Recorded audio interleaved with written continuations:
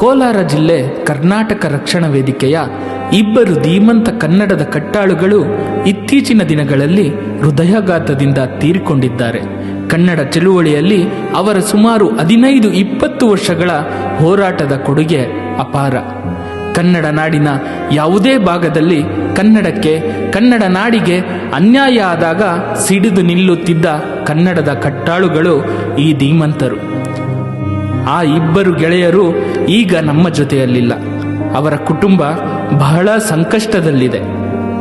ಆ ಕುಟುಂಬದ ಜೊತೆಗೆ ಇಡೀ ಕರ್ನಾಟಕ ರಕ್ಷಣಾ ವೇದಿಕೆಯ ಕುಟುಂಬ ಇದೆ ಎಂಬುದನ್ನು ನಾವು ಸಾಬೀತು ಮಾಡುವ ಸಮಯ ಇದು. ಕರ್ನಾಟಕ ರಕ್ಷಣಾ ವೇದಿಕೆ ಸುಮಾರು 27 ವರ್ಷಗಳಿಂದ ಯಾವುದೇ ಕಾರ್ಯಕರ್ತನಿಗೆ ತೊಂದರೆಯಾದರೂ ಆತನ ಕುಟುಂಬದ ಜೊತೆಗೆ ಗಟ್ಟಿಯಾಗಿ ನಿಲ್ಲುವ ಕಾಯಕ ಮಾಡುತ್ತಾ ಬಂದಿದೆ. ಇದೇ ಕಾರಣಕ್ಕೆ ನಾರಾಯಣಗೌಡರ ಹಾಗೂ ಕರ್ನಾಟಕ ರಕ್ಷಣಾ ವೇದಿಕೆಯ ಜೊತೆಯಲ್ಲಿ ಲಕ್ಷಾಂತರ ಕಾರ್ಯಕರ್ತರು ಇಂದಿಗೂ ಅಲುಗಾಡದೆ ಉಳಿದಿದ್ದಾರೆ. ಇಂಥ ಸನ್ನಿವೇಶದಲ್ಲಿ ಕಾರ್ಯಕರ್ತರ ಕುಟುಂಬದ ಬೆನ್ನಿಗೆ ನಿಲ್ಲುವ ಕರ್ನಾಟಕದ ಏಕೈಕ ಸಂಘಟನೆ ಕರ್ನಾಟಕ ರಕ್ಷಣಾ ವೇದಿಕೆ.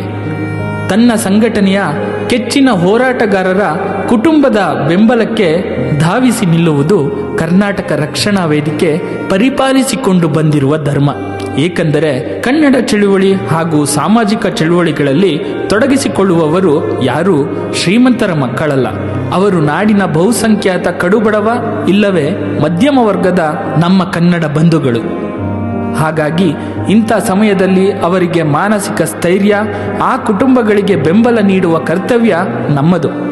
ಆ ಕುಟುಂಬಗಳ ಇಂಥ ತುರ್ತಿನ ಭಾವನಾತ್ಮಕ ಗಳಿಗೆಯಲ್ಲಿ ಜೊತೆಗೆ ನಿಲ್ಲಲು ನಿನ್ನೆ ಕೋಲಾರಕ್ಕೆ ಧಾವಿಸಿ ಶ್ರೀ ಮೆಹಬೂಬ್ ಪಾಷಾ ಕನ್ನಡಾನುರಾಗಿ ಮುಸ್ಲಿಂ ಕುಟುಂಬ ಹಾಗೂ ಶ್ರೀ ಲೋಕೇಶ್ ಕನ್ನಡಾನುರಾಗಿ ಕುಟುಂಬ, ಆ ಎರಡೂ ಕುಟುಂಬಗಳಿಗೆ ಆರ್ಥಿಕ ನೆರವು ನೀಡಿ ಅವರ ಜೊತೆ ಕುಳಿತು ಸಮಾಧಾನ ಹೇಳಿ ಆ ಹೋರಾಟಗಾರರ ಮಕ್ಕಳ ಶಿಕ್ಷಣ, ಭವಿಷ್ಯಕ್ಕೆ ಅಗತ್ಯವಾದ ಆರ್ಥಿಕ ನೆರವು ಕೊಡಲು ಒಪ್ಪಿ ಅವರಿಗೆ ಮಾನಸಿಕ ಸ್ಥೈರ್ಯ ತುಂಬಿ ನಿಮ್ಮ ಜೊತೆಯಲ್ಲಿ ನಾನಿದ್ದೇನೆ ಎಂದು ಧೈರ್ಯ ತುಂಬಿ ಬಂದಿದ್ದೇನೆ.